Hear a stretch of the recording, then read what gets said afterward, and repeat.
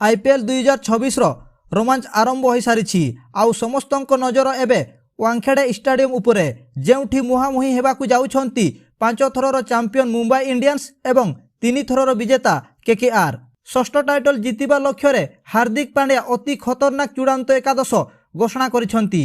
आजिर video रे आमे आलोचना करिबा मुंबई इंडियन रो सही 11 जन खेलाड़ी विषय रे जी केकेआर पर्पल आर्मी को धोड़ी चटाइबाकू प्रस्तुत। ओपनिंग रे पुणी थरे देखिबाकू मिलिबो हिटमैन रोहित शर्मा को जलवा। तांको सह दल को विस्फोरक आरंभ देवा पई रहिबे दक्षिण आफ्रिकार star wicket keeper batter Quinton de Kock. Power play रे कौनसी भी बोलिंग अटैक को दस्त करिबार क्षमता रखती। नंबर 3 रे आसिबे युव तारका तिलक वर्मा जी दलर इनिंग्स को आग को बढ़ाइबारे माहिर। तापर 4 नंबर रे आसिबे सूर्य कुमार यादव। वांखेडेर पड़िया रे सूर्यंक 360 डिग्री शॉट देखिबाकू प्रशंसक चाहि रहिछंती। 5 नंबर रे निजे कैप्टेन हार्दिक पांड्या बैटिंग एवं बॉलिंग रे दल को संतुलन देबे। तांको परे आसिबे विस्फोरक विल जैक्स जी निजर बड़ बड़ छक्का पाई परिचित।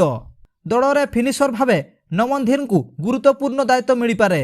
बोलिंग विभाग रे सबुठारु बड़ आकर्षण हेउछि अफगानिस्तान 20 वर्षीय स्पिनर आल्ला गजनफर निजर रहस्यमय स्पिन रे केकेआर बैटर को अड़ुआरे पकाई पारंती।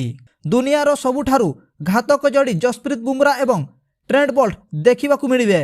बोल्ट को प्रारंभिक स्विंग एवं बुमरा को death over yorker KKR batter पई काड़ साजिबो।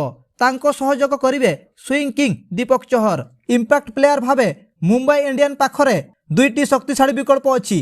परिस्थिति अनुसार मयंक मार्कंडे किंबा मिचेल सांटनर मध्यरु जणंकु दल व्यवहार करिवो। साटनर बैटिंग रे मध्य सहाय्य करि पारिबे। तेबे मुंबई इंडियंस रो संभाव्य चूड़ांत एकादश हेउछि Rohit Sharma, Quinton de Kock, Tilak Varma, Suryakumar Yadav, Hardik Pandya, Will Jacks, Naman Dhir, Allah Ghazanfar, Deepak Chahar, Jasprit Bumrah, Trent Boult. Impact player Mayank Markande किंबा मिचेल साटनर।